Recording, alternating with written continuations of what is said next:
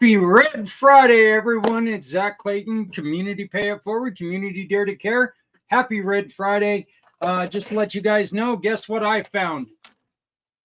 Red Friday shirts. You can look like this fat guy here and get your Red Friday shirt. We ask for a $10 donation.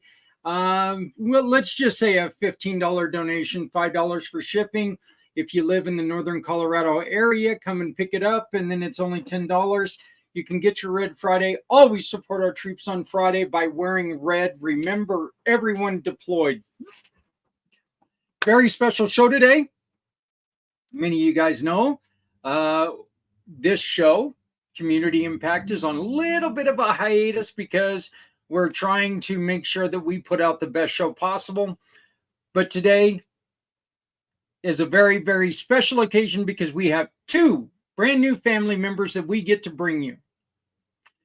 We get to bring you a brand new partner, and we get to bring you a brand new mission partner, giving partner and a mission partner. So we're going to introduce them today by starting out by introducing you to Keith from Once Upon a Time, Inc. Very, very unique nonprofit in New York where they're taking and they're teaching business while teaching arts. Look, any of us who are in business can tell you that there's not a lot of difference there, okay? We like putting our own spin on our businesses. Well, that's being an artist. That's what it is, okay? You know, artists take and do different things all the time, trying to create and improve their craft. That's what we're trying to do all the time. Up in the corner, you will see the QR code for Once Upon a Time, Inc. All you got to do is scan that little QR code with the little telephone thingy there, add it to your homepage. When you add it to your homepage, then every purchase that you make with one of our giving partners, in which you're going to meet Publio a little bit later in the show, every time that you shop with a brand new partner, you can give to great organizations like Once Upon a Time. So if you want to find more of those wonderful, wonderful mission partners, just simply go to the website communitypayitforward.us/mission partners. Communitypayitforward/mission partners. But once again, this is a brand new, he just signed with us yesterday. This is Keith, the president, and the gentleman who has taken over Once Upon a Time, Inc. We recorded this morning, and it's so important. I wanted to get it out to you guys right away. So here we go. This is our interview with Keith, the founder. I'm sorry, not the founder, but the president of Once Upon a Time, Inc. Well, of course, I gotta, get there, but here we go.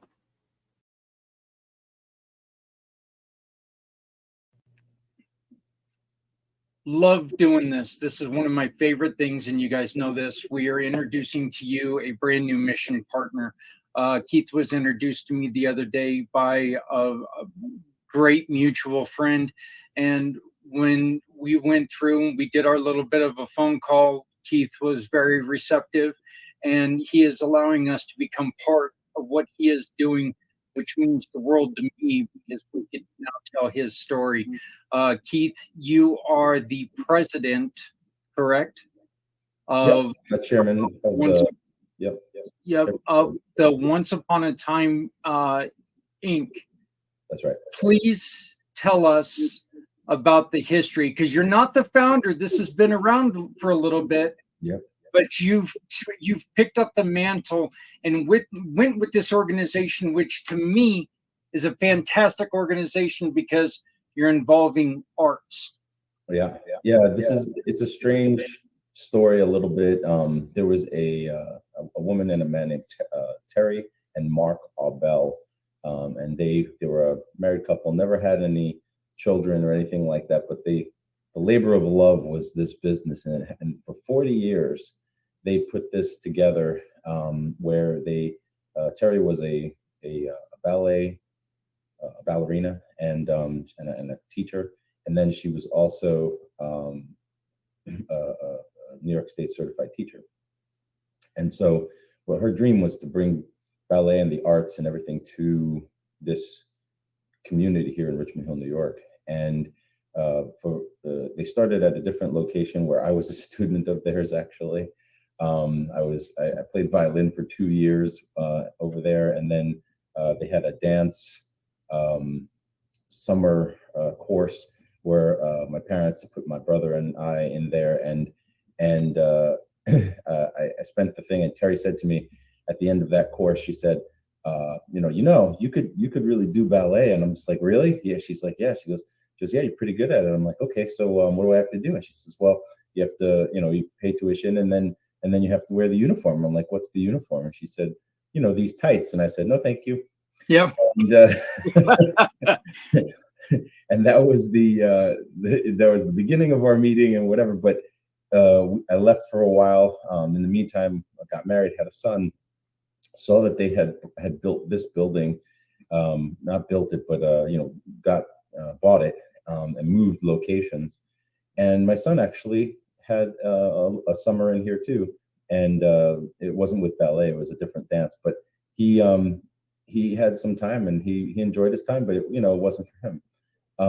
But the stories of people who come in here, I mean, just the people who come back and talk to me about the influence that this place had on them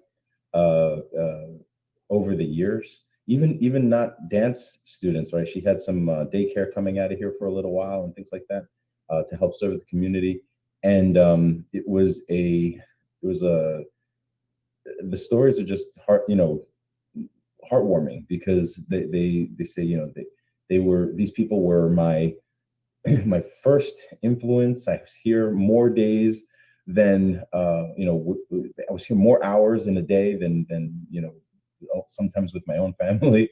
And it was just something that really meant something to them, because they really cared about the kids, and so fast forward to today, and unfortunately about 2 years ago Terry passed, and about a year ago Mark passed.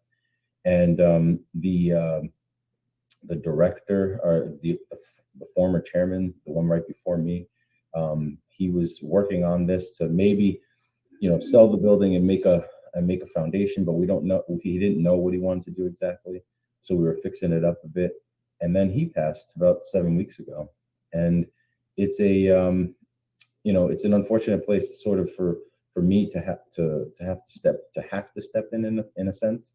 But I really do take it on with a lot of reverence, because those Terry and Mark, and then Chris, they really poured their heart and soul into this place a bit, and I hate to see it not serve this community after all that work. You said one thing that I find very important, because you hear it from everyone who is successful. And you said the words, I spend more time here than I do with my family. Yeah. That's something you hear from people who are successful, right? Yep, it's true. I mean, there's a lot of crossover. The folks that we're targeting now are like 17, 18 and above, because what we'd like is to have a group of people come in who are on the verge, of adulthood, right? I mean, it's great when you can get them young and you can influence them, and we do want to do some of that. But I'm in the process of getting a dance teacher or teachers to fulfill that need. But the thing that I always thought was kind of more important than even the dance itself was how it affected the youth, how it affected them, and how they grew up with learning discipline and other things, in order to help them with their life. And the program that we've developed now for it's a 90-day program. where we're going to have folks come in here and actually learn about the mindset of being successful to start off with, and learn about the habits that they, building good habits, and how those habits turn into what your life becomes. And it's just like, with the arts, when I tell people we've combined the arts and business, it's a little confusing to them, because they think, oh, the arts are all creatives, but there's a business around being an actor, being a musician, being a dancer, right? And if we can help them learn the stuff just a little bit, mostly with mindset and some skills, how to communicate and things like that, if we can help them do that while they learn their dance, while they learn their art, then I think we're setting them up for a better future, And if they're looking to, say, create a business out of being a dancer, and we can show them that,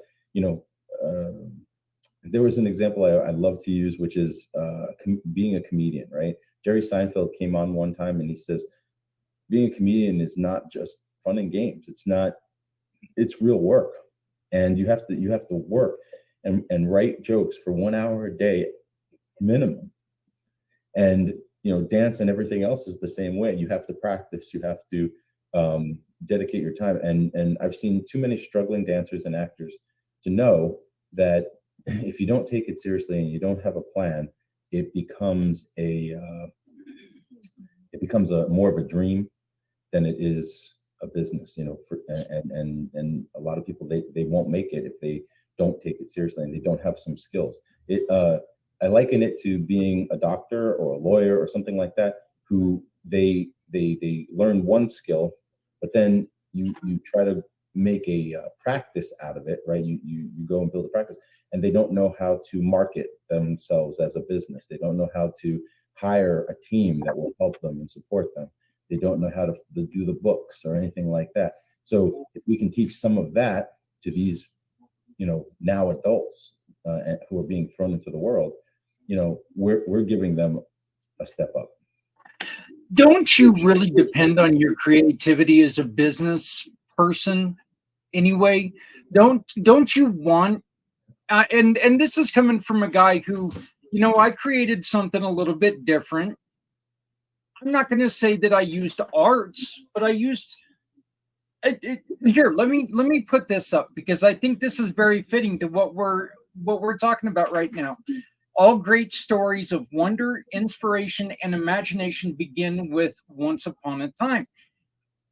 I think that all really successful and really ambitious business people need to use their imagination. Don't you? Absolutely. There's a tremendous amount of creativity that's required just to make the kinds of plans that go into action. And in the military, when we had a thing called the military decision-making process, and it revolved loosely around sort of the engineering process, right? You figure out what your goal is, you figure out the resources you have or would like to have, if you can resource them in time, you do some planning around that, you make some courses of action, and then you turn around and you sort of pick one and then war game that, and then practice it and try it out, and then move on to actually execute, and then you review. And that process alone is one of the things that I think it's a process, and people think that process means lack of creativity, but there's so much creativity in that process, so I think people need to learn that. Let's talk about this wonderful group of people you have right down here. Are these people that you brought on, or are these people that are left over from the old regime? These are people that I've worked with in the past, and I'm bringing their stories to once upon a time, because quite literally, they are the kind of people that we're looking for.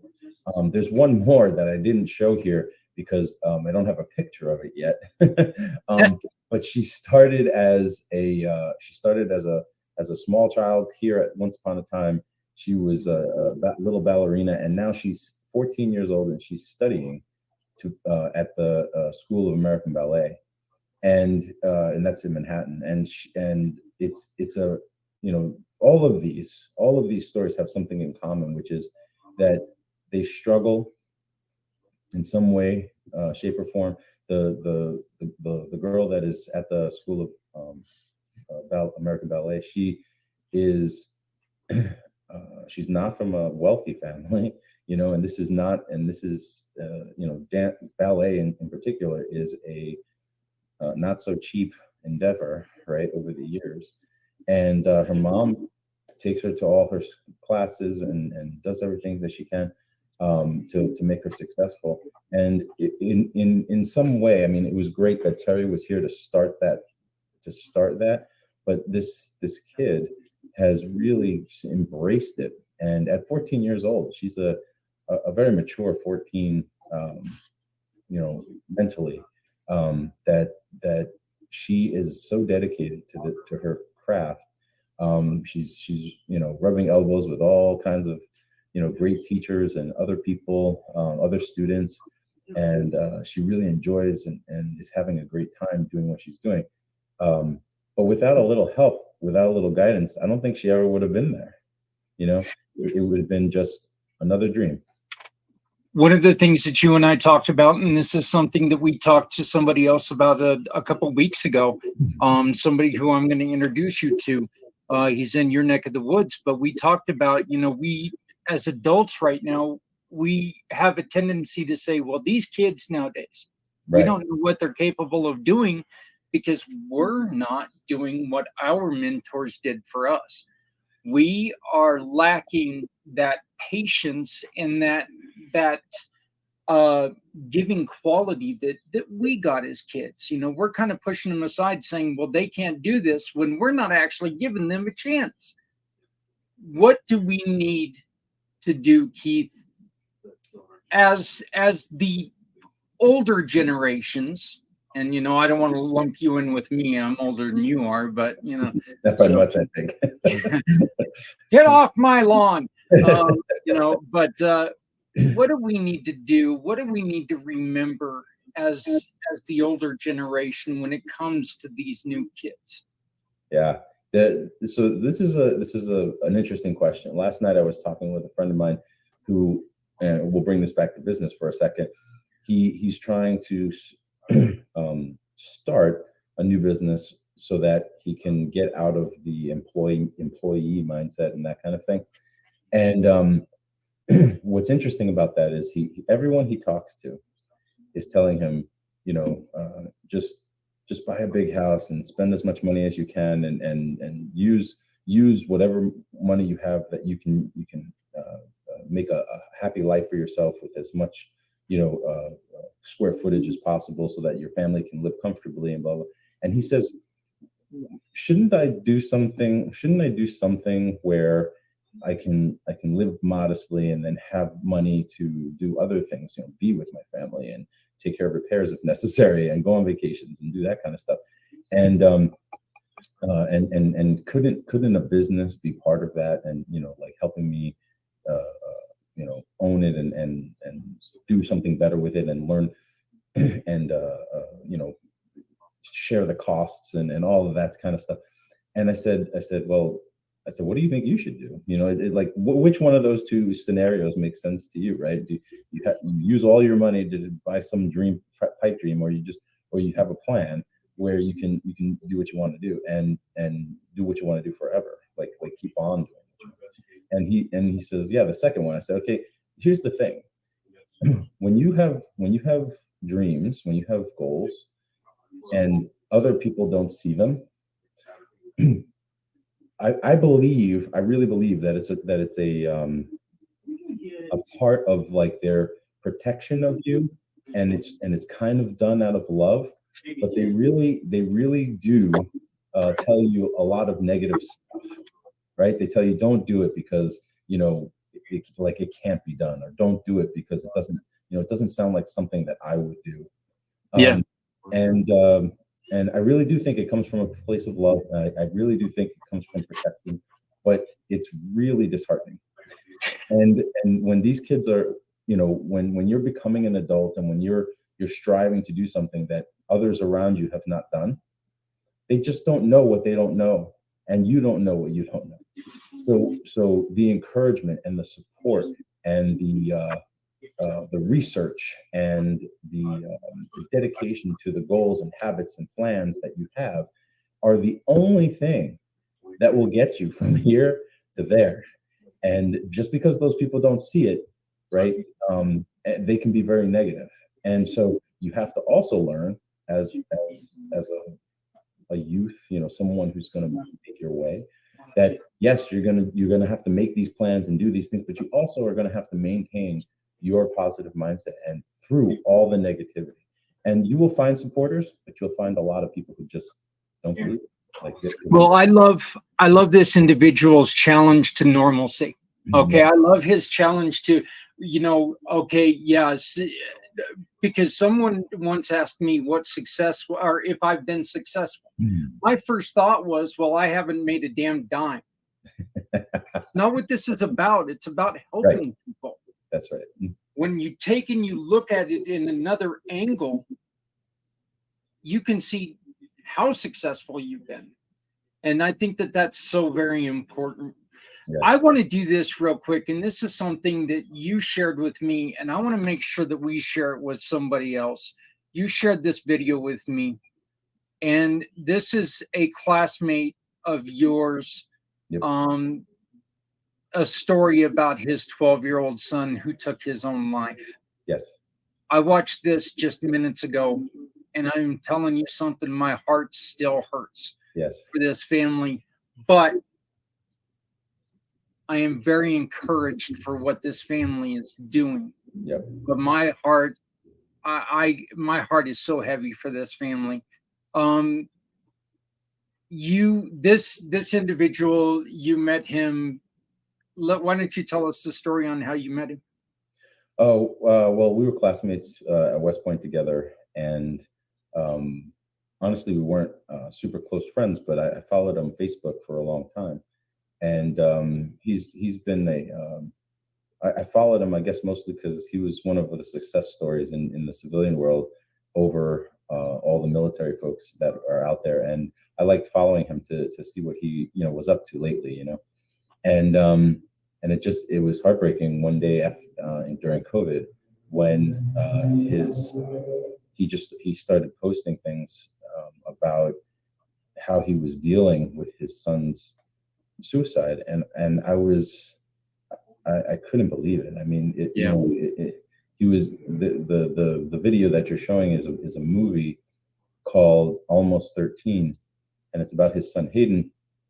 And this guy's my friend's name is Brad Hunstable, and Brad puts his heart on his sleeve. I mean, he's I don't know if I would have had the bravery to do that, and he might not call it bravery, but he was pouring his heart out on YouTube and social media, and it was just sessions of how he wanted to warn people about the possibility of what the isolation and what the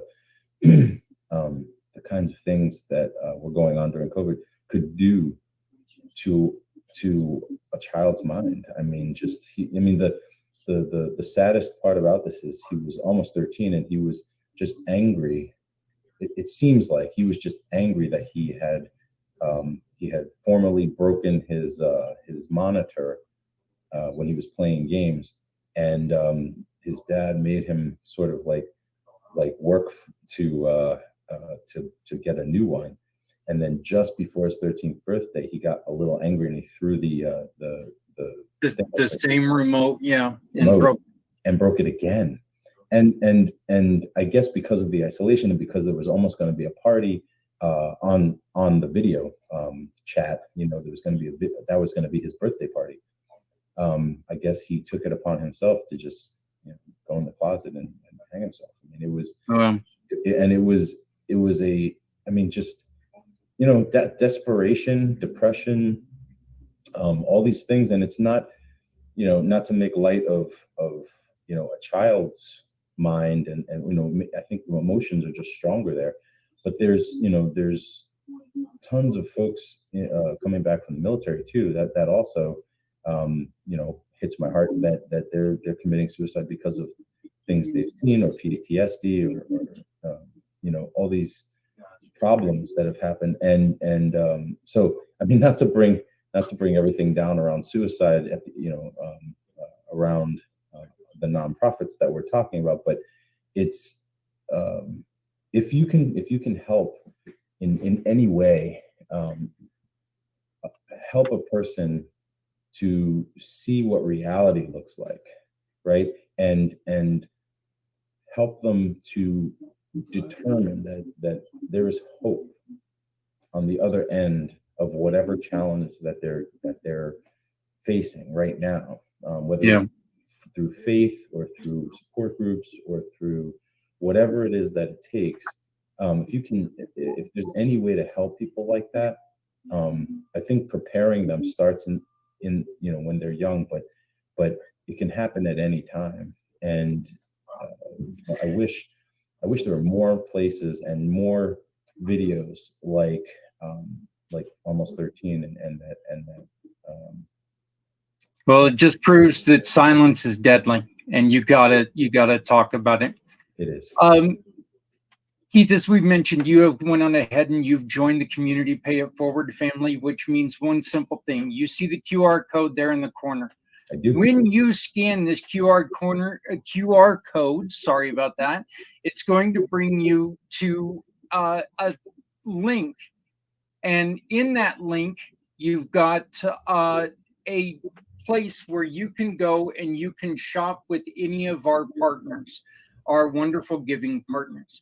And every time that you shop with one of those partners, if you take a picture of your receipt and add it to the form, that you can upload this form to the homepage of your phone, to where you can make every purchase count. And every time you make a purchase and you add that receipt to that form, Once Upon a Time gets a portion of your sale. So you can support Once Upon a Time every time you shop.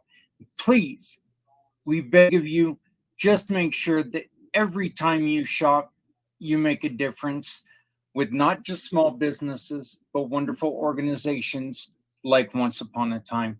Keith, I want to welcome you to the family, and I want to thank you very much for your time this morning. How did people get a hold of you? The easiest way to get a hold of us is just go to onceuponatimeinc.org. And my email there is just ktully@onceuponatimeinc.org. And the number here is 718-846-9182. So lots of ways.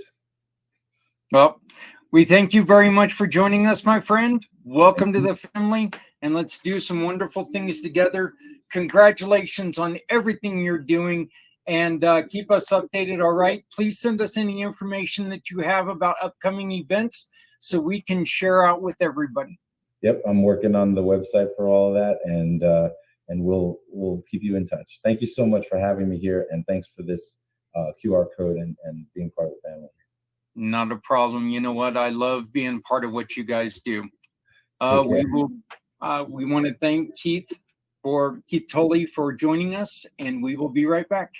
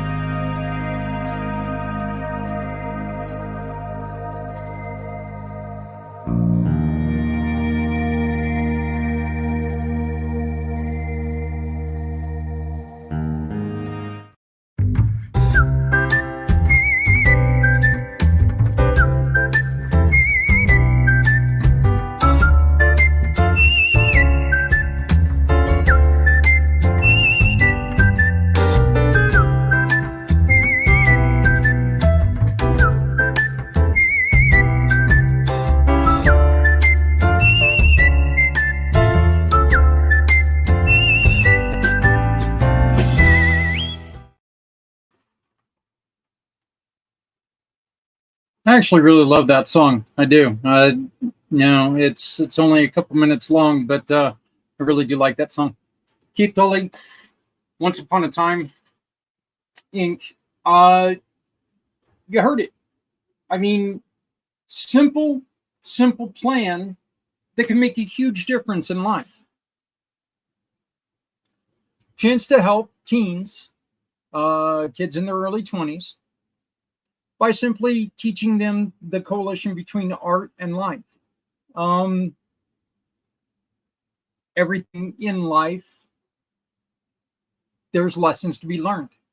And this is one way that we can take and allow creativity and bring it into something very, very special and bring it along the way. We also, in the last couple days, we ended up getting a brand new giving partner, in which for some reason, and hey, tell me if you've heard this one before. My computer's not working. You can't get it to come up. But anyway, we brought in a new giving partner. He joined the team, and this guy, to me, is just, his joy is infectious. It truly, truly is. This guy is so easy to talk to, so cool to talk to. He really, really wants to. He really wants to make a difference, and so he joined us with hopes that he can continue to make that difference. And it's very simple. Once again, you scan this little QR code here if you want to support Once Upon a Time, Inc. Scan that code. It takes you to a job form. You go to that job form. Within that job form, there's a place that you can go and find all of our partners. Partners like Publio. Say you're looking for a little bit of business coaching. You want to take and you want to strengthen your team. You want to take and you want somebody who's not a yes man. Somebody who's going to tell you the truth about your business, and somebody who's going to take and hopefully help you in business. Well, you hire somebody like Publio. He comes in, he does his job. You pay your bill. When you pay your bill, you attach that receipt to the code that shows to the area it asks for in this link, in this QR code. You send it to us. You hit send. Give us your name and your email, and you hit send. It asks you to, if you would please give us your phone number and your home address so we can send gifts every once in a while. We're not going to send people to your house, except for the mailman, hopefully. But once in a while, our great partners give us gifts, and we're able to take and share those with you guys. A portion of whatever you purchase is going to go to the cause that you purchase, that you support, you, the customer, not that I support. You as a human being don't care what I support. You care about what you support. So we want to hear from you. If you know somebody who needs help, have them get a hold of us. Because to give the support to those organizations, they must be part of the program. If you want to know why, please check out the facts section on the website, communitypayitforward.us, www.communitypayitforward.us. If you go on there, it'll tell you why they have to be in our program in order to donate to them. And there's very, very simple rules why that has to happen. But get them to join the program, and then you can donate to them over and over and over again, simply by doing the shopping you need to do. I know some of you guys have seen this over and over again, and you're like going, God, please don't tell us this story again. But this all started when when Monday will be 9 years. 9 years ago, I was run off my motorcycle, left in a ditch. I went through problems I don't want to see other people go through. I started Community Pay It Forward, which led to Community Dare to Care, which led to the PAC channels, which led to great people like my friend here, Mr. Publio Casillas. I can't say my own name, all right? So trying to say somebody else's name that's a little difficult, well, I'm sorry. I shouldn't have. I should know it better than that, but, you know, it is what it is. But this is Publio Casillas, and I hope you really enjoyed this one because this is another great guy, brand new to the program. He is willing to donate a portion to the cause that you love simply by using his services.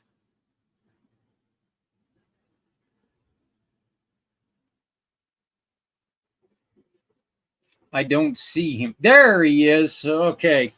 I think we got it going now. My computer might wake up sometime this week. Very, very, very proud to welcome in Publio Casillas to the Community Pay It Forward giving partners. He is a brand new gold partner. We are thrilled to bring him in. He's got two programs he's working on, Zafeiri and Davey, and we're going to be talking a little bit about all this. This is huge training, trying to get businesses up off the ground. Other than that, you don't do much. You know, you're a veteran. You know, not a whole lot to talk about, is there? Oh, I do so much. Yeah. Tell me, Publio, what are some of the mistakes that you see when somebody's going to start a business? What is like the main mistake that you see? I think one of the main mistakes is not having a clear vision and not having a plan. Sometimes jumping in head first, you're going to find out there's no water, you know? Yeah. Little analogy, but that's what the biggest initial thing. The second thing is not having a long-term plan or strategic plan in order to continue being profitable. And I apologize for the music in the background. We got a clock that chimes every so often. But it's really important to people. They need to think about this stuff and plan it. Business plan is very important. You shouldn't start without one.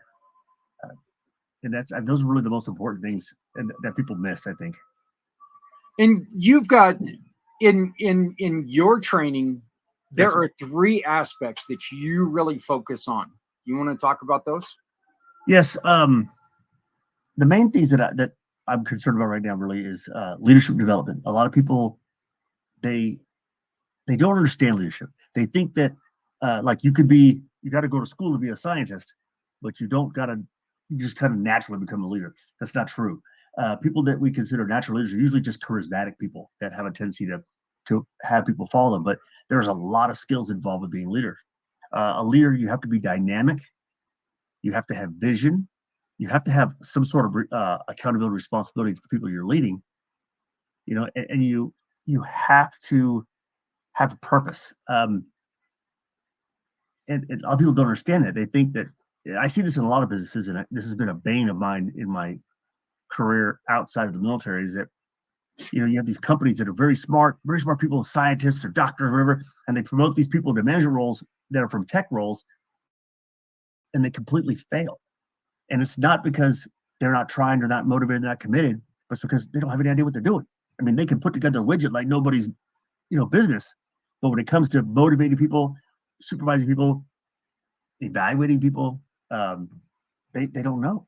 And then managers or the upper managers get frustrated with them because these people get frustrated, start flailing, and then they eventually fire them or something. You know, in the military, if you remember correctly, but you remember we went through PME. You know, when I was an airman, they were ready to be supervising people. I went to ALS. You know, it wasn't great, but at least pointed me in that direction. And then, as you become a junior NCO or mid-range NCO, you go to NCO Academy. And then you go to senior NCO Academy. And these things are designed to prep you for that part of the job.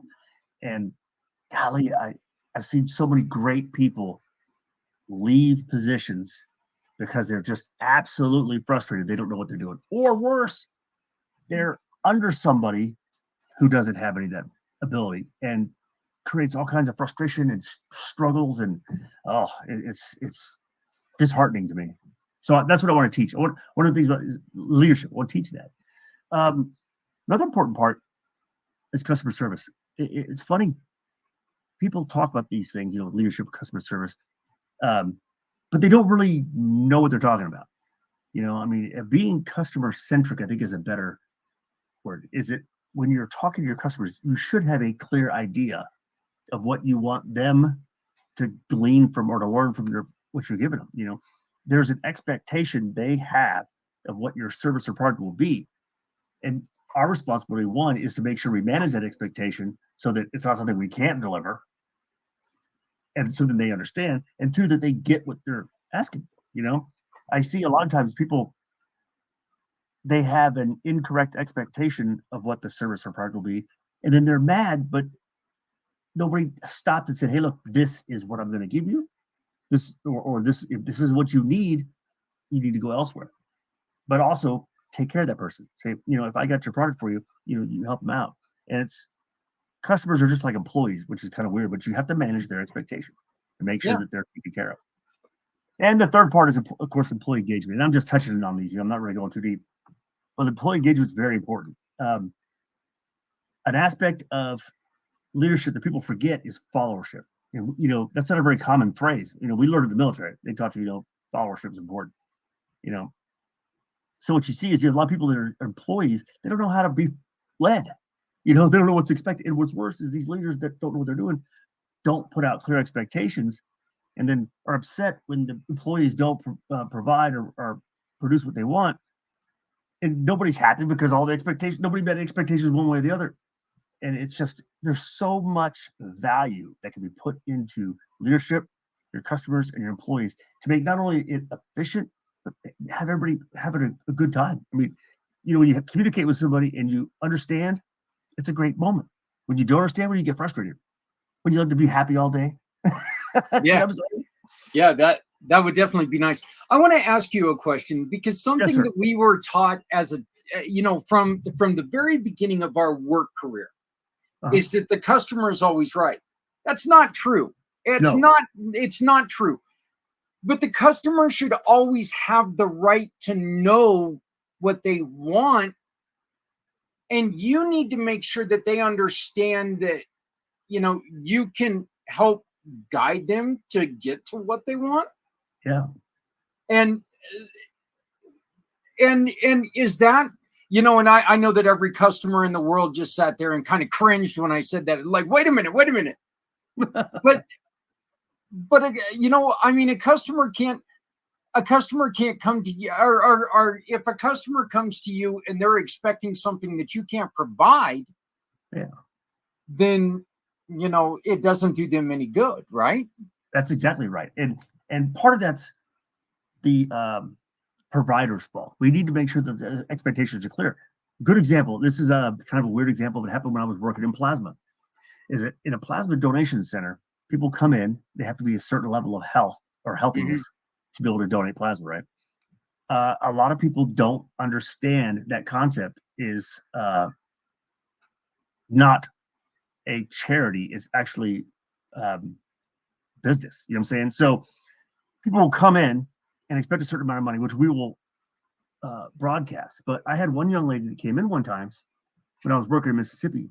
Very nice young lady, very in trouble, needed some help, and she wanted to donate. And when we went through the screening process, we found out she was pregnant. She couldn't donate, because it's, of course, unhealthy for her, unhealthy for the baby. And she was in tears, and she wanted to speak to the manager, who was me. And I came out there, and she was begging me to let her donate. And what the expectation to understand was, I can't, and I wouldn't, because it would actually put her in harm's way. But that doesn't mean that my commitment to the customer ends there. So what we did is, I got together with my head nurse and my security guard, and we found out that she was homeless. We contacted the women's shelter. We got her some food. That's customer service. She wasn't, you know what I'm saying? And it wasn't me only. My nurse was very helpful. My security guard went way out over the top for this poor young lady, and we took care of her because she's still our customer. Customer doesn't necessarily mean there's money changing hands. It means it's someone that we are taking care of. See, that right there, that right there, to me, being in the business that we are in together now, that's a beautiful thing, because you know what? Look, everybody comes to you for a reason. Yeah. We can't help everyone with what they're asking. We can always help people. We can always help people. If you delve a little bit deeper into it, I think that which is exactly what you and your cohorts did there. And that's a wonderful, wonderful story, because you were able to do more for that young lady than what she was even looking for. And that's a beautiful thing.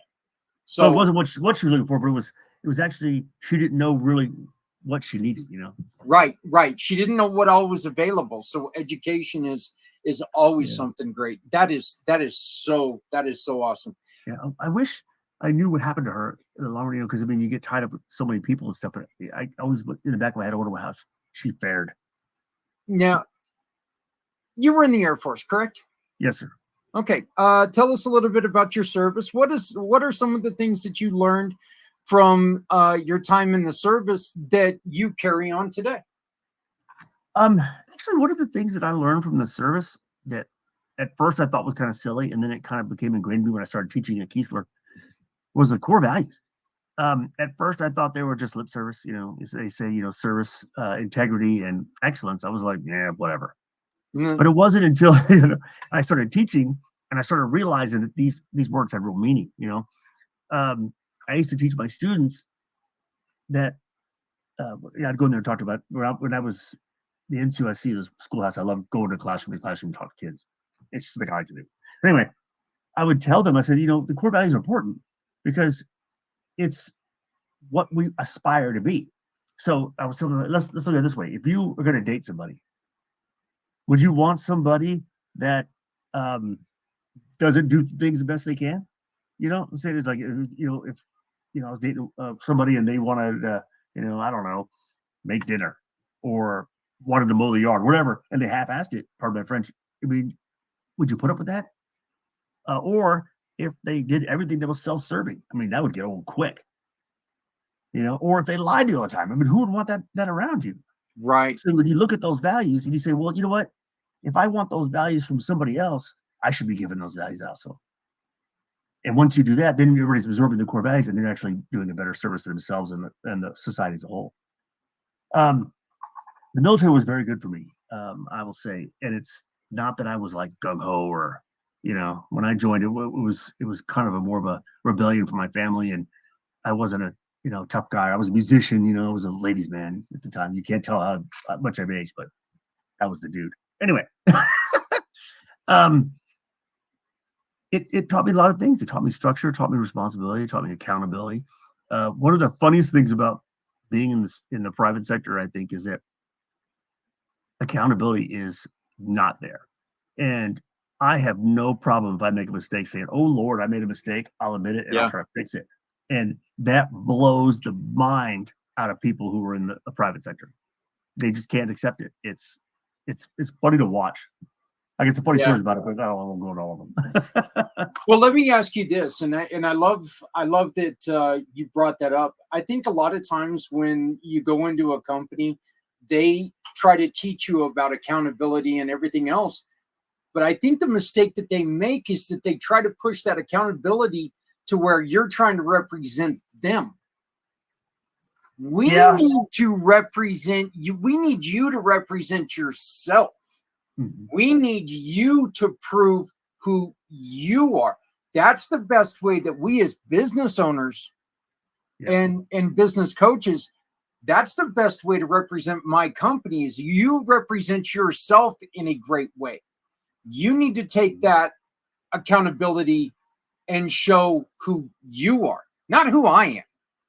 It's my responsibility to show people who my company is.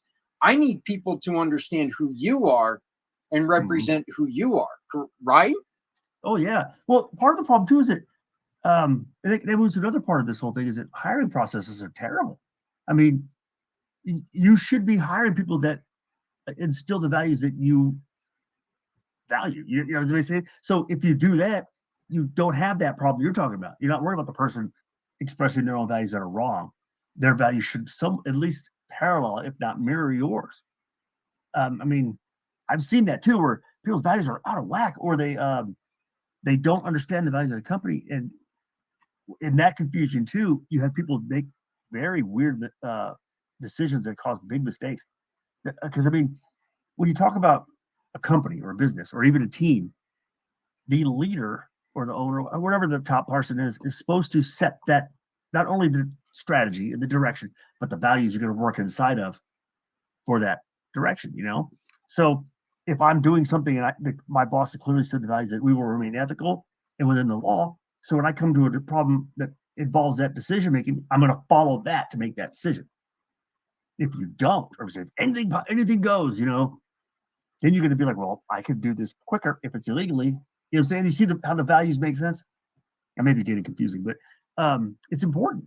Yeah, well, no, actually, and this is that actually really leads me to something, another question. Mm-hmm. You can't really teach values. Someone's got a value. Right. If they don't value the same thing that you're looking for, you can't really teach them that value. They have to have that value, don't they? Yes and no. I mean, the values that we're talking about, we assume that people learn them from their parents. You know, your parents say, don't steal, don't, I don't know, hurt anybody, don't punch a kid in the face, whatever. But the reality of it is value itself, the word value, is something that we place value on.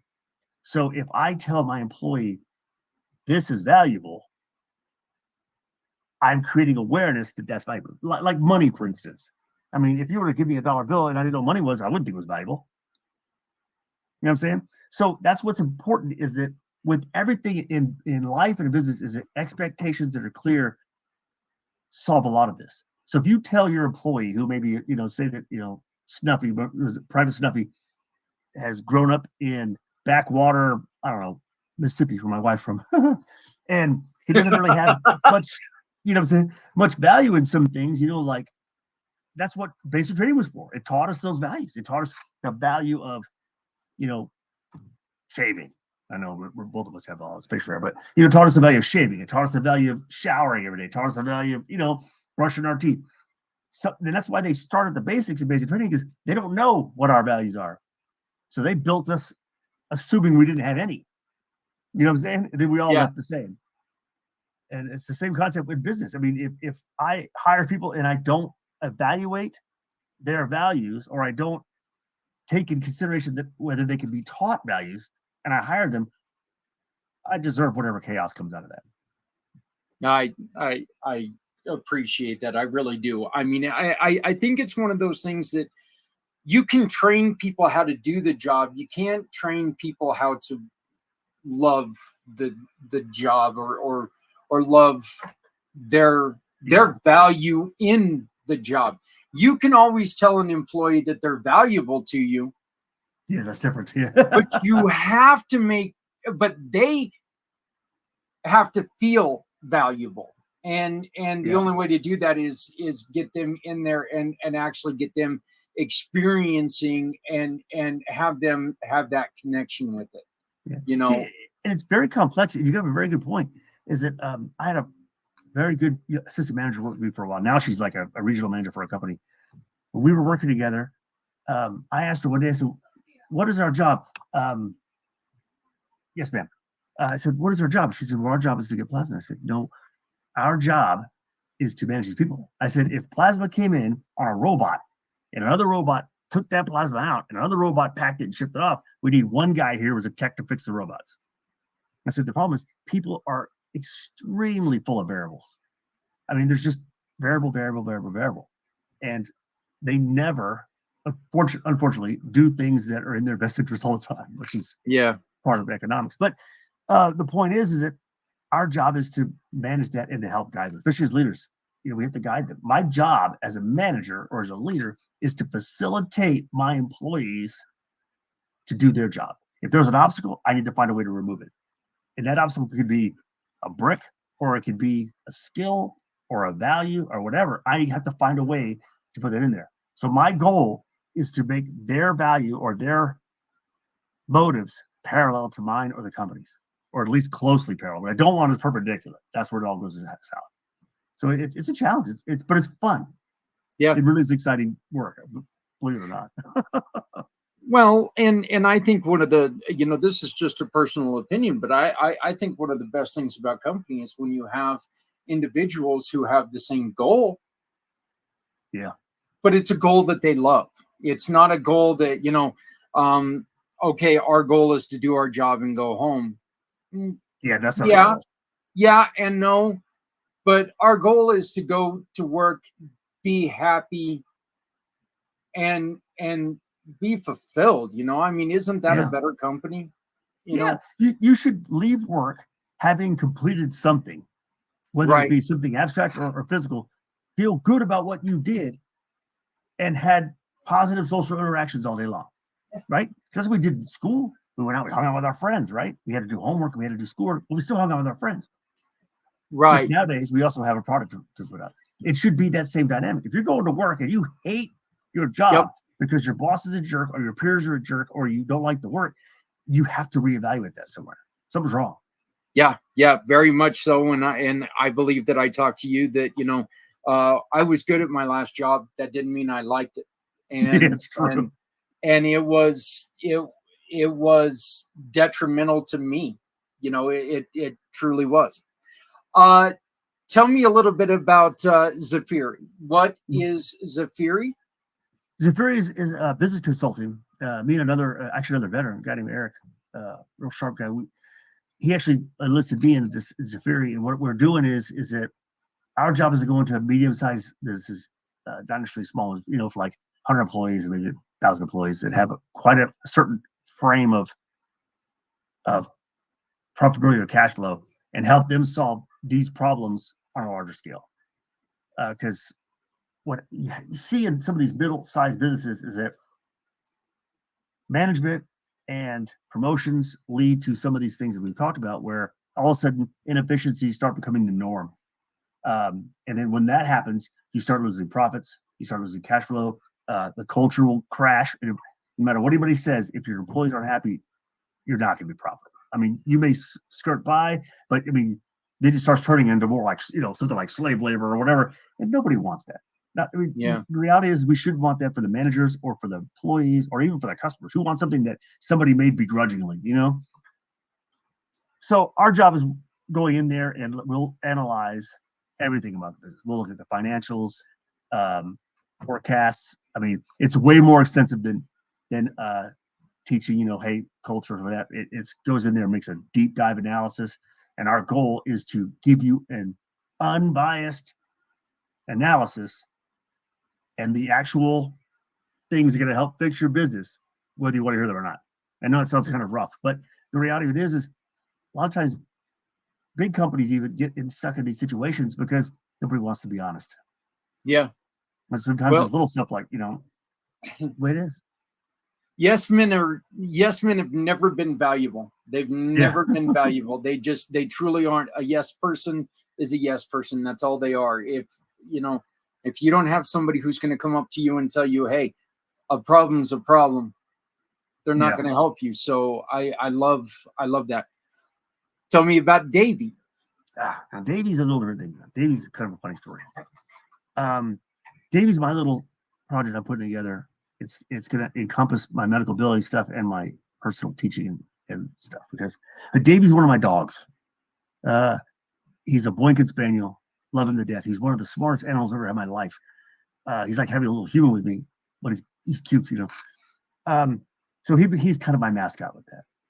But with Davey, what it is it's kind of my business persona for me doing teaching seminars and also my medical billing business. So, but the name comes from me honoring my dog. He's somewhere around here, somewhere. I don't know where he is.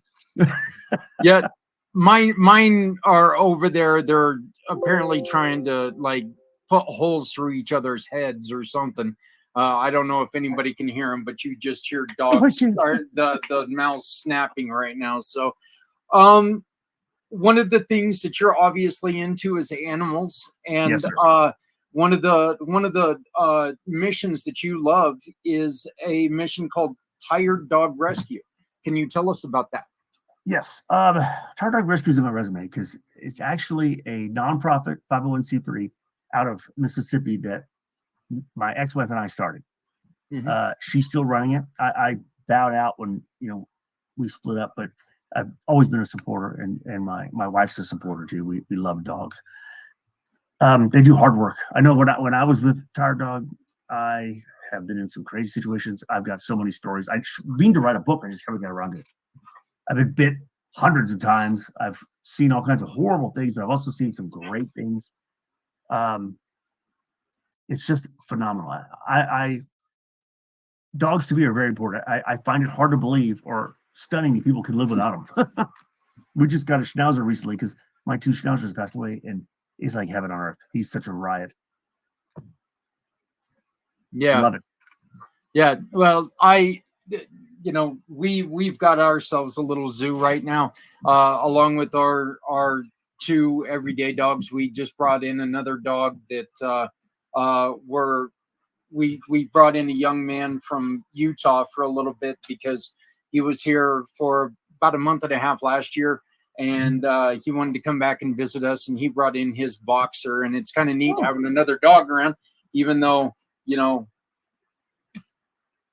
another dog around me, it's like, oh great, something else to trip on. So you are still working on getting everything set up, but right now if people want to get a hold of you, the best way to do that is phone?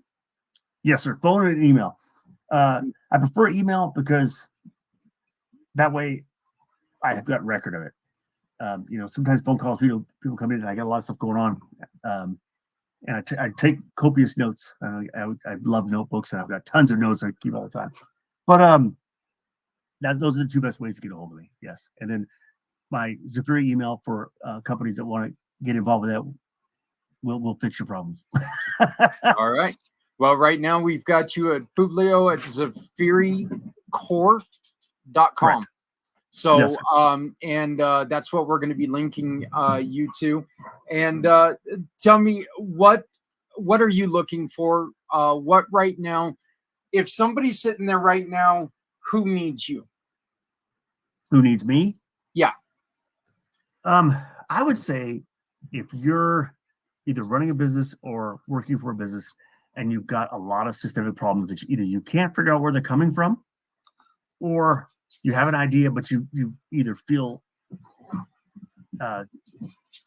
powerless to fix them, or you're not actually sure what's going on. I mean, some of them are easy or not easy, but small. Like maybe you have a bad employee that's poisoning the whole group and you need some advice. I can help you with that too. I mean, there's a lot of methods and processes to help those employees. And sometimes people are like, just fire them or whatever. But in the past couple of jobs I've had, one of the most valuable things that I've strove for was turning around bad employees. And it's happened multiple times, and it's very, very rewarding. But the thing is that you have to come to these situations with skills. So if you're having these problems, give me a call, shoot me an email. I'd love to help. It's what I like to do. So we'll fix it for you. Well, and again, it's amazing what a second set of eyes can do from the outside. So let's go on ahead and do this. And once again, Publio is now a gold family member. He is part of the Community Pay It Forward program. And anytime you hire him, a portion of that is going to go to supporting someone else. Your customer gets to choose who you want to support. So hire him. Nice. And then we've got people who ask us for help. Portion of that money is going to go to support these great people who just need a helping hand. Publio, brother, yes, welcome to the family. I'm so honored that you have joined us. The best email to get a hold of you is Publio at ZafeiriCorp.com. Yes. All right. My alternate email is CasillasPublio@yahoo.com. Yeah. So there you go. Reach out to either one. You're going to be able to find it on his landing page on communitypayitforward.us. We'll be sharing that out, and you can find out more information about this wonderful man. Again, welcome to the family. We're very honored that you've come with us. Let's get together and let's do some great things, huh? Yes, sir. All right. Hey guys, we'll be right back.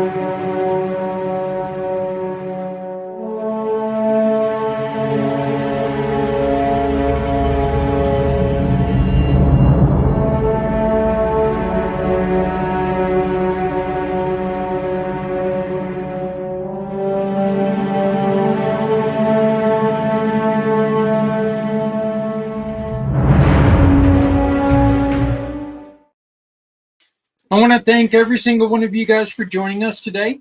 This has been Community Impact. Once again, we are on a little bit of a hiatus. We're not completely back out. We're getting closer. When we relaunch Community Impact, we want to make it to where we have guests who are promoting events and causes from around the world and telling people about them and stuff like that. If you do have an event that you would like to talk about, get a hold of me. I control the channel. I can come on and do this whenever we need you, or you need us to. So, and right now, this was an introduction that I really felt that we needed to do today. 2 wonderful men, 2 veterans who did wonderful things for our country and now are doing everything for wonderful, wonderful things for our community. 2 men who are working very, very hard to improve our country and community. Thank you, Keith. Thank you, Publio. Welcome to the family, both of you. Everybody, please make sure you love somebody out there because somebody out here loves you. Remember, if you're not helping anyone, you're hurting everyone. No one needs to go it alone when we all come together. Hey, let's take care of each other, all right? We're all we got. We will see you guys on Monday with Diamond Drip talking about the benefits she found in mushrooms on Footprints Forward.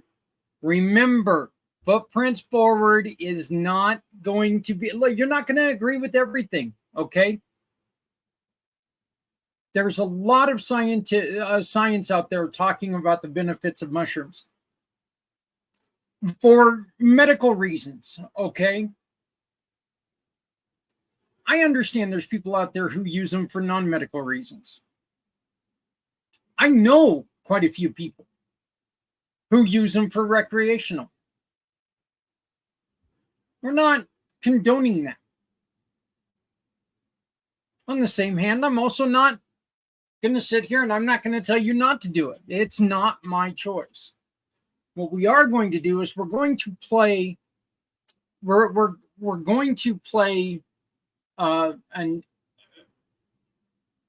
host to people who have experienced a reaction from a resource that deals with mental health and suicide ideation. Diamond Drip had this. She had this mental health problem. She found relief with mushrooms. I encourage you. Don't just poo-poo it. Don't just kick it out there because you're staunchly against drugs. We're not promoting drug use. But damn it, we're going to do everything we can to promote healthy people. Happy people. Shiny, happy people just came into my head. Gotta love REM. Now I can't get it out of my head. Please join us on Monday, 11 Eastern, 9 Mountain, for Footprints Forward Diamond Drip.